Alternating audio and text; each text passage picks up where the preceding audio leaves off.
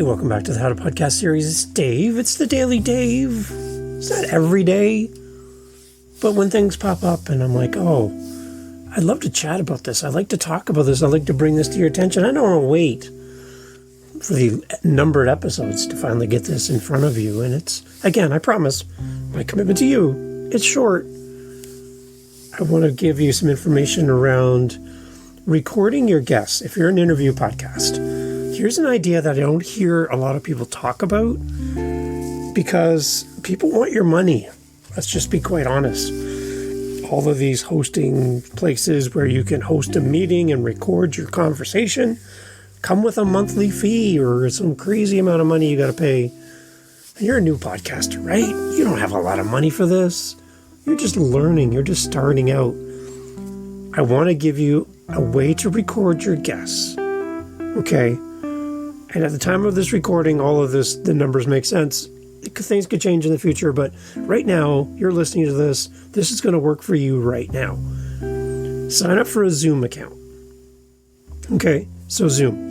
It's, that thing got us through the pandemic. Zoom is widely accepted by a lot of people with zero to little tech experience. A lot of people did work from home through Zoom. So it really helped Zoom become a very popular platform and very user-friendly, which is really important when you have brand new people on your podcast and you're interviewing them. Now, one of the biggest downfalls of Zoom that people will steer you away from Zoom and say, come over and use our expensive product instead, is they say the audio quality is kind of not that great on Zoom. So what you get back as a host when you're done. So I have a trick for you that, again, I don't hear a lot of podcasters talk about this, and it could be a game changer for you. You can avoid the monthly fees of signing up to some very complicated recording software over the web where you and your host have to navigate all this stuff. I have a better way of using Zoom, and I would use it as a backup recording instead of your main recording, in that you come on the screen with me, we have a little talk before we hit record, and then we jump in, I hit record, recording in progress. You'll hear start up, and now we're off we go, we're recording, we're doing our thing. Now, most people use the files that you get back from Zoom after you're finished recording as their starting point for their editing and creating their podcast. But what if, now this is going to work for everyone, but it could work for you, and that's why I'm doing this here. What if you use Zoom as just a way to watch your guest and interact with them face to face, even if you don't do a video podcast?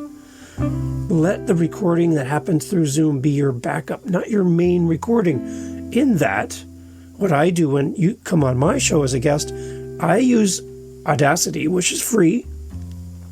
I run my microphone, everything goes into my computer. I pull up Audacity, I hit record, and what I do is I kind of grab, you can minimize. I grab the screen and I shrink it down so that all I see is the counter that's keeping track of my time. It's that little, for me on my screen, it's kind of gray and light gray, and right now it's at 3 minutes, 46 seconds, 47, 48. I can see the countdown, like the clock working away.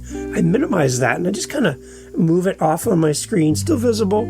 I can see Zoom, I can see the website of my guest, and I have the little clock, which is Audacity recording me live while we're doing the Zoom meeting.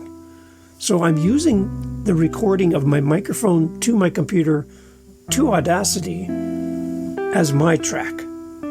So I get the best recording from my setup without relying on Zoom. Zoom then becomes my backup recorder. So if something falls apart, I have an extra copy through Zoom, which I may or may never use. But it's there. It's part of it. Now, if you want to avoid the fees for Zoom, do a smaller podcast. Instead of doing a 1-hour podcast or a 45-minute podcast, do a 30-minute podcast. That's it. You don't have to do a 45-minute episode as an interview-based podcast. You can do a 15-minute interview. You can do whatever you want. But if you stay below that 40-minute mark, you don't have to pay for Zoom. It's free. So I'm recording myself through Audacity onto my computer, which is free. I'm using Zoom, which is a cheaper version by not paying for it. I have a minimum, like a maximum I'm allowed to record, but I don't have to pay for Zoom. And I'm recording locally to my computer. I'm not relying on what I get back from Zoom. And then what you can do, especially if your guest is a podcaster or has a microphone and a computer on their end, is ask them to do the same. Ask them to use whatever they use to record their show or to record what they do. Ask them to hit record on their end. So they're recording their voice on their computer separate from what's happening on Zoom as well. So I'm recording myself on my computer. My guest on the other end of the Zoom screen is recording on their end. And then all I do is open a Google Drive, give them a link, and when we're done, I ask them to take their recorded episode that they recorded on their own and drop it into my Google Drive. Now I have their recording through their microphone, irregardless of the internet and dropouts and all that crap that happens in the background. I have their microphone recorded on their end. They give me their audio. I have my audio.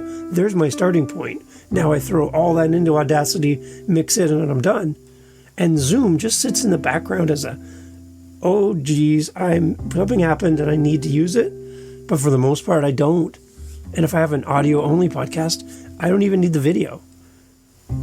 So Zoom becomes my backup, not my main recording platform. My main recording platform is me, my microphone, my computer, and my guest with their microphone and their computer, and a shared drive.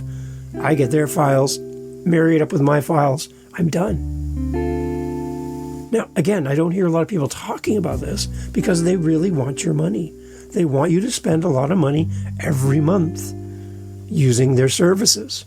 StreamYard, Riverside, all these ones, they want your money. They're great platforms, but they're very expensive and they still are susceptible to the internet.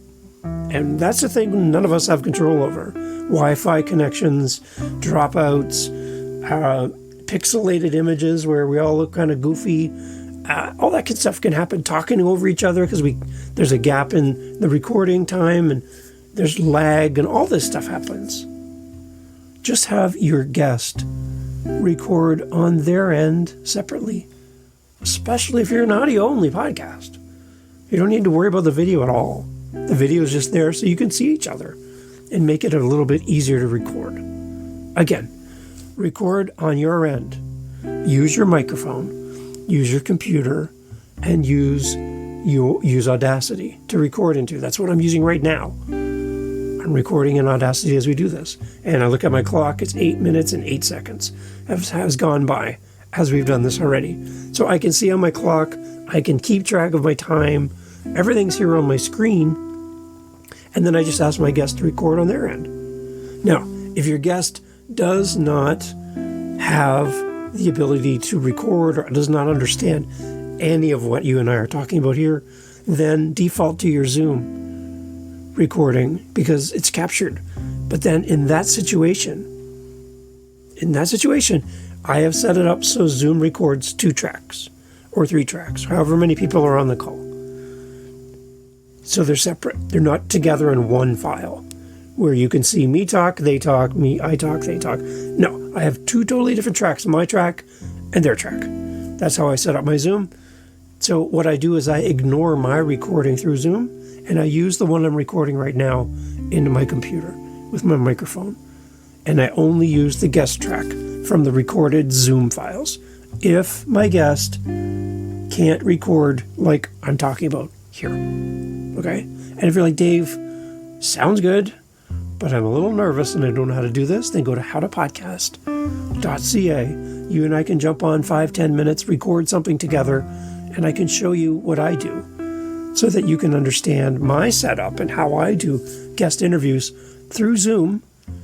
And I've tried all the other ones, just so you know, StreamYard and Riverside and there's a lot of people who love these programs. They're great, but if you want to save money, try this way. And if you need help, come to howtopodcast.ca. My calendar's right there. Set up some time with me. Put it in the calendar comments that you want to practice Zoom recording or something so I know what we're talking about. And let's do this. Let's jump on together. I'll do a screen share, like I said, and we'll get you comfortable with this so that you can learn this. And if you don't know Audacity, the free software I'm recording into right now, and it's been 10 minutes and 16 seconds, then I can show you Audacity too and get you up and running. I've been using it for almost 30 years, so I kind of know a few little tricks that'll make things a lot easier for you so you're not staring at a screen going, how the heck do you do this thing? I can help you, and I'd love to help you. Okay? howtopodcast.ca. Try Zoom. Go with the free plan. Go with shorter episodes. Use the free plan. Use Audacity, which is free. Podcastingforfree.com is my website, by the way. If you want to see all my free tools that I use for my podcast, podcastforfree.com is there. And I'd love to meet you and talk about you and your show and be a resource for you in the future.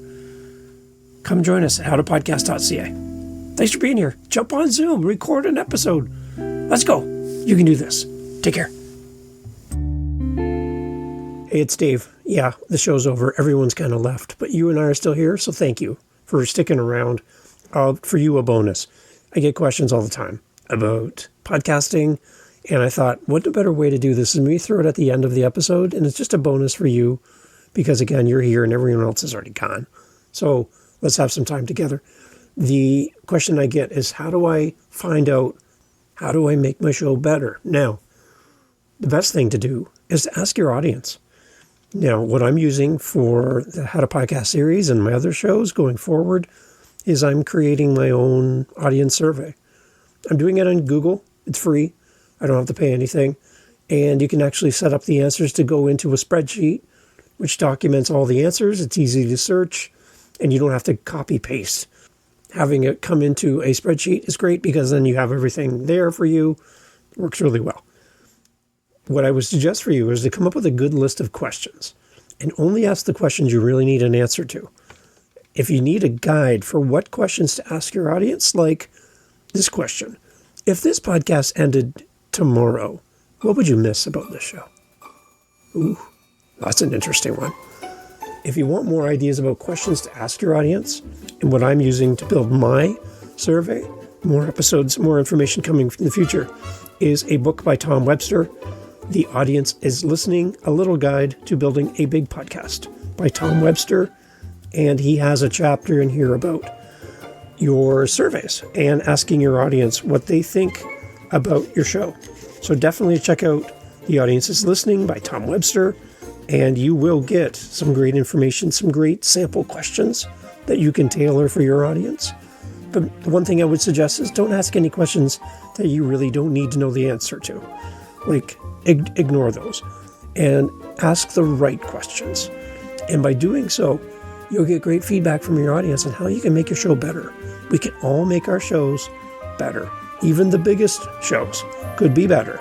So keep that in mind and go check out Tom Webster, The Audience is Listening, A Little Guide to Building a Big Podcast. And check out his chapter on asking the right questions to your audience in an audience survey. Try Google Forms. That's what I'm using.